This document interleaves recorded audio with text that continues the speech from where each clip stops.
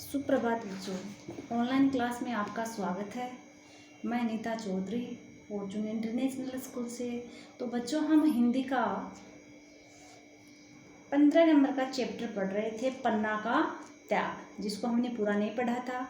बाकी का जो चैप्टर है वो आज हम पढ़ते हैं। इसमें ये बताया गया था कि किरतबारी बात का और धर्म का धनी व्यक्ति था। किरतबारी कौन था? जो महल से जूठी पतले उठाता था वो। उधर किरत गए और इधर पन्नादाय का एकमात्र बेटा चंदन तमाशा देखकर लौटा। यानी किरतबारी था, वो अपने टोकरी में चंदन अपनी टोकरी में उद्देश्य को सुला के पतलों की जूठी पतलों के नीचे महल से बाहर ले गया और उधर से नाच रंग देख करके चंदन महल में आता है।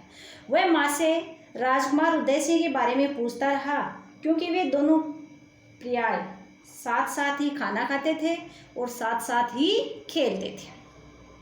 पर माँ ने चंदन की बातों को हाँ हूँ करते हुए उसे उदय सिंह के शयन कक्ष में लाकर खाना खिलाया, प्यार किया और फिर उदय सिंह के पलंग पर उसे बिठाकर किसी गहरी चिंता में या गहरी चिंता की छाया में डूबे डूबे कई अच्छी अच्छी कहानियाँ सुनाई। माँ की ममता, ममता यानी प्यार, माँ का प्यार, माँ की ममता की छाती पर पत्थर रखकर वह सब कुछ कर रही थी जो दुनिया की कोई माँ कभी नहीं कर सकती। राज्य की रक्षा पर, राजवंश की रक्षा पर, चित्तौड़ के गौरव की रक्षा पर, सत्य और निष्ठा की रक्षा पर आज माँ की ममता की कठोर परीक्षा है। अबोध चंदन, अबोध यानी भोला भाला ना समझ, अबोध चंदन माँ के दुलार की छाया में शीघ्र, शीघ्र यानी जल्दी, निंद्रामग्न यानी सोना, जल्दी ही निंद्रामग्न हो गया यानी जल्दी ही सो गया, ऐसी नींद सो गया कि उस नींद का सवेरा आज तक नहीं हुआ। थोड़ी ही देर में षड्यंत्री, षड्यंत्री का मतलब होता है षड्यंत्र रचने वाला, थोड़ी देर में महल में षड्यंत्री हत्यारा बनवीर विक्रम सिंह के खून से सनी तलवार, यानी नवरात्र के नाच रंग में उन्होंने विक्रमादित्य को बुलाया और वहां उसका खून कर दिया और फिर वो उसी खून की सनी हुई तलवार को लेकर के महल में उदय सिंह का खून करने के लिए आता है। तलवार लेकर उदय सिंह के कक्ष में घुसा, कक्ष यानी कमरे में घुसा। पन्ना ने कड़कर उससे धिक्कारा, फटकारा, मगर राज्य के नशे में पागल दुष्ट ने अट्टहास करते हुए कहा, अट्टहास करते हुए कहा, पन्ना आज भवानी मुझ पर प्रसन्न है। देख, इस तलवार की धार पर सिसोदिया वंश के दोनों सपूतों का खून अब एक होने वाला है। दोनों सपूतों का मतलब विक्रमादित्य की हत्या करके आया था बनवीर, और किसकी हत्या करना चाहता था? उदय सिंह की। लेकिन पन्ना ने उदय सिंह को किरतबारी के साथ सुरक्षा से महल से बाहर दूर सुरक्षित स्थान पे भिजवा दिया था। आज तू उदय सिंह को मेरे हाथ से नहीं बचा सकेगी। बनवीर पन्ना को कहता है कि आज तू उदय सिंह को मेरे हाथ से नहीं बचा पाएगी। आज मैं उसका खून करके ही रहूंगा, उसकी हत्या करके ही रहूंगा।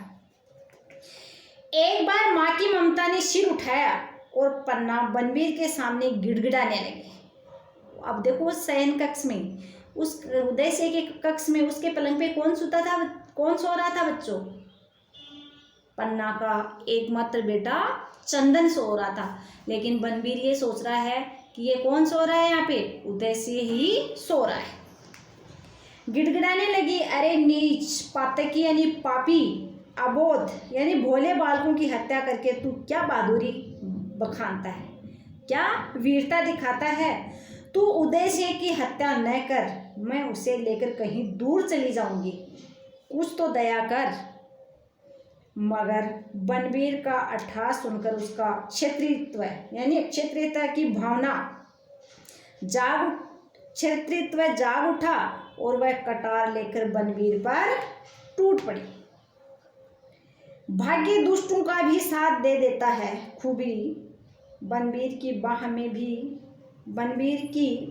बाह में ही कटार का वार कर बैठी और क्रोध से फुफारते हुए उसने पलंग पर सोए बच्चे पर तलवार चला दी। पलंग पर से चीख तक नहीं उठी, माँ के कलेजे को भेद कर जो चीख उठी वह आज भी चित्तौड़ के खंडहरों में गूंज रही है। यानी अपने बच्चे का बलिदान करके, अपने बच्चे का त्याग करके पन्ना को आज भी चित्तौड़गढ़ की पहाड़ियों में उसकी गूंज उठ रही है।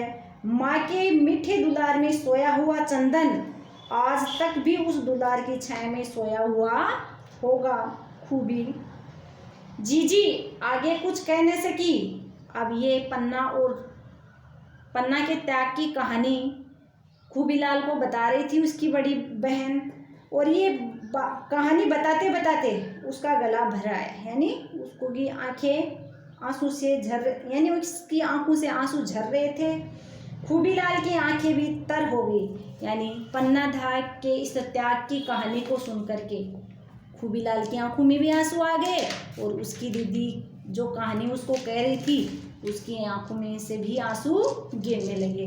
तो बच्चों, इसमें हमें ये बताया गया है कि पन्ना का त्याग, अपने बेटे चंदन का पन्ना ने त्याग किया है। आज तक ऐसा त्याग कोई भी माँ अपने बच्चे का नहीं कर सकती। और पन्ना ने उदय सिंह की रक्षा के लिए उस पर ढाल बनकर छाई हुई थी, ताकि सिसोदिया वंश का राजा कौन बने? उदय सिंह बने।